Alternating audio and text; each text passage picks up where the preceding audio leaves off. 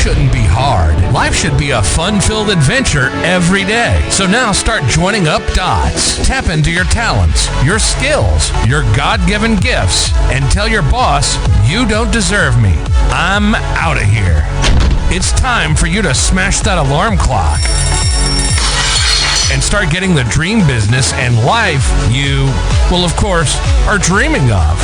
Let's join your host, David Ralph, from the back of his garden in the UK, or wherever he might be today, with another jammed-packed episode of the #1 hit podcast, Join Up Dots.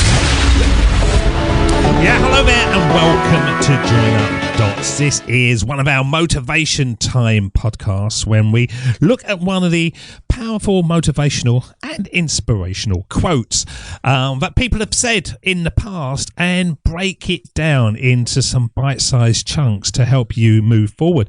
So the times when you're feeling a bit down and a bit despondent and just a little bit lost in life, you can listen to these podcast episodes to give yourself a rocket boost forward.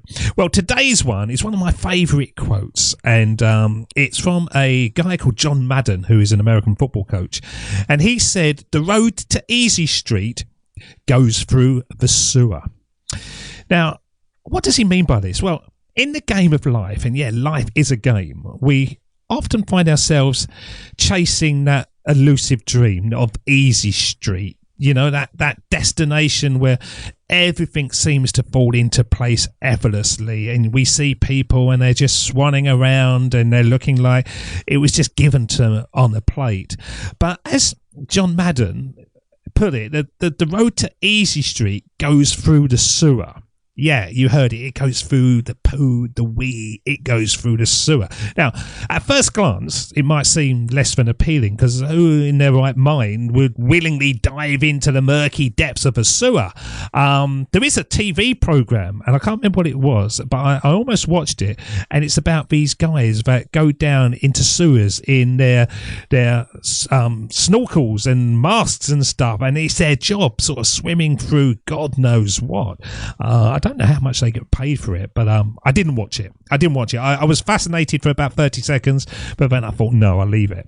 But let's think about what he actually means metaphorically, okay? Let's take a moment to unpack his words and discover the unexpected wisdom buried within. So picture this.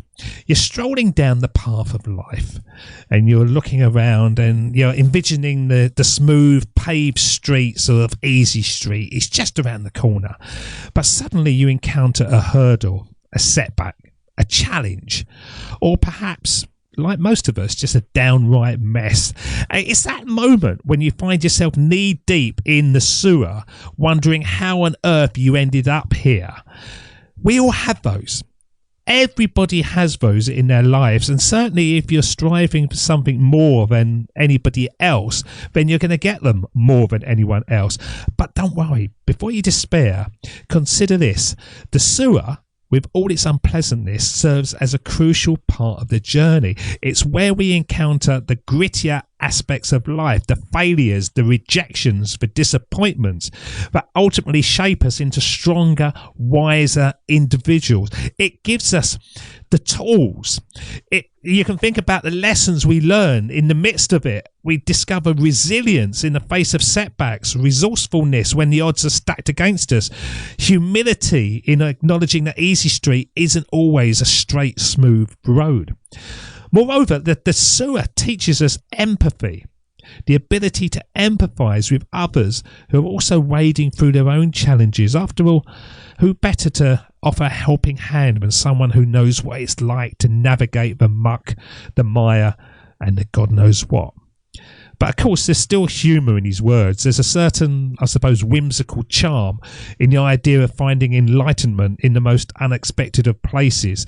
You know, who could have thought that a football coach's wisdom could lead us to ponder the philosophical depths of life? But it's true.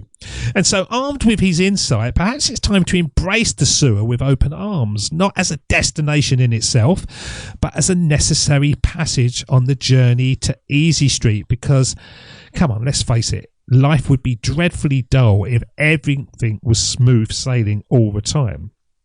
We might think that we want that, but I've had that time and time again, that when I get to that easy street, I get a bit bored, I get a bit twitchy, and I think life should be better than this. So the next time you find yourself knee deep in the muck of life's challenges, remember, you're not alone. And there's light at the end of the sewer tunnel. Just keep pushing forward, keep laughing at the absurdity of it all, and one day you just might find yourself strolling down Easy Street with an appreciation for the journey that brought you there.